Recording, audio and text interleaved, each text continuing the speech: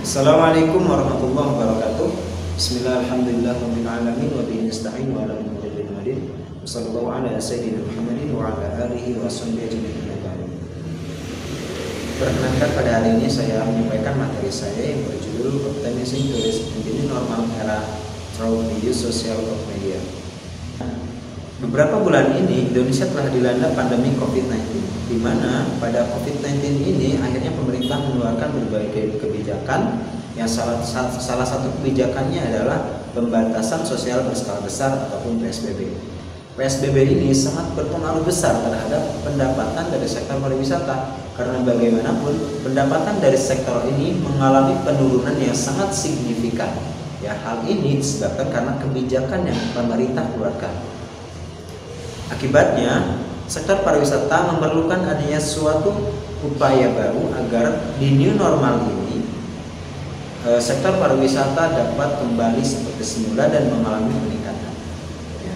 Dan alhamdulillahnya, beberapa pekan yang lalu pemerintah telah mengumumkan kebijakan kebiasaan baru atau yang biasa kita kenal dengan new normal. New normal ini tentu menjadi angin segar bagi para pengusaha, terutama di sektor pariwisata, karena bagaimanapun di new normal ini masyarakat dapat beraktivitas seperti biasa, namun tetap menerapkan protokol-protokol kesehatan agar tetap mencegah persebaran virus COVID-19. Ini menjadi keuntungan tersendiri bagi pengelola pariwisata dan juga para pengunjung.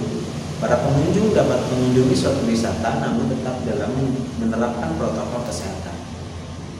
Nah, di samping itu, sosial media telah mengalami banyak peningkatan dan juga perkembangan. Telah kita ketahui bahwa saat ini jumlah pengguna media sosial mengalami pelonjakan yang sangat tinggi, apalagi di masa pandemi saat ini. Karena bagaimanapun media sosial adalah sebagai salah satu sarana komunikasi, kemudian sebagai sebagai sumber informasi, dan juga sebagai alat komunikasi diri masyarakat. Di new normal ini ternyata terjadi banyak peningkatan pengunjung di suatu sektor wisata. Misalkan di Pangandaran, menurut kompas.com terjadi peningkatan 50%, yang tadinya masyarakat pengunjung 30.000, namun di masa new normal ini terjadi peningkatan sebesar 60.000. Artinya setelah PSBB ini sektor pariwisata banyak dikunjungi oleh masyarakat. Namun pertanyaannya, bagaimana agar tingginya tingkat kunjungan ini dapat dipertahankan secara berkepanjangan? Maka di sini peran media sosial sangat berperan penting. Karena bagaimanapun media sosial memiliki dua peran penting, di mana yang pertama adalah sebagai alat promosi destinasi. Media sosial adalah sebagai alatnya informasi, komunikasi, dan juga sebagai eksistensi diri masyarakat. Nah, ini dapat menjadi peluang untuk melakukan iklan bagi pengelola pariwisata, di mana mereka bisa mengiklankan destinasinya dengan secara deskriptif. Artinya mereka menggambarkan bagaimana keunggulan-keunggulan yang dimiliki suatu destinasi tersebut. Nah, selain itu, peran yang kedua adalah media sosial sebagai pemberi stimulus terhadap pengunjung. Ya, telah kita ketahui semakin berkembangnya teknologi, maka masyarakat saling berlomba-lomba untuk mengupdate teknologi yang mereka miliki. Nah, ini tentunya mendorong mereka untuk menggunakan media sosial. Ya, banyak masyarakat saat ini yang berlomba-lomba mencari objek foto, kemudian fitur yang bagus untuk mereka upload di media sosial. Mereka berlomba-lomba dalam membagikan momen-momen mereka. Ya, tidak jarang orang jauh-jauh pergi ke tempat wisata hanya untuk mendapatkan Instagramable mereka, kemudian mereka upload di media sosial mereka.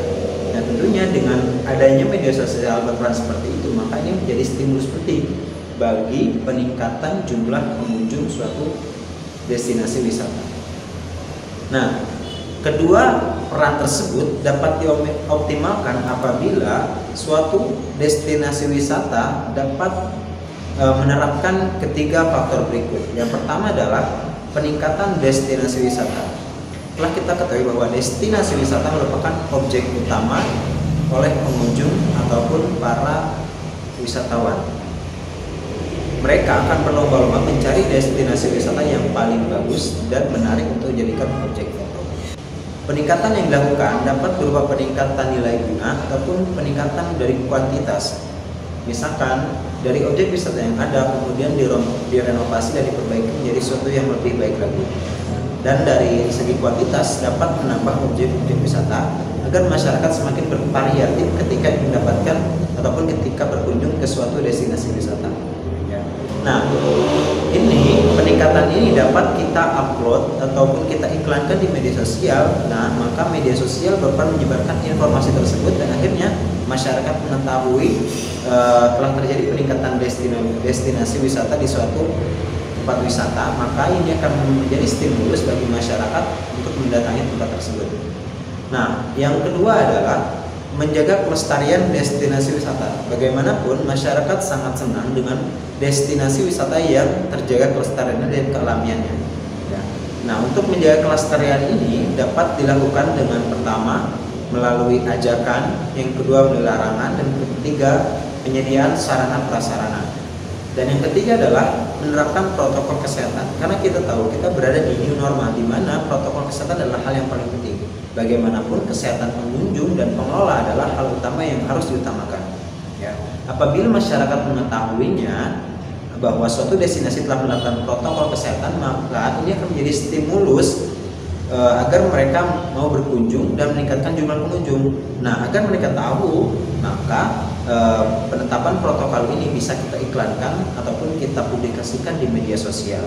Nah, selain itu, apabila ini dilakukan secara terus-menerus, maka akan muncullah sustainable tourist, di mana para pengunjung yang bersifat berkepanjangan. Itu yang dapat saya sampaikan. Terima kasih banyak. Assalamualaikum warahmatullahi wabarakatuh.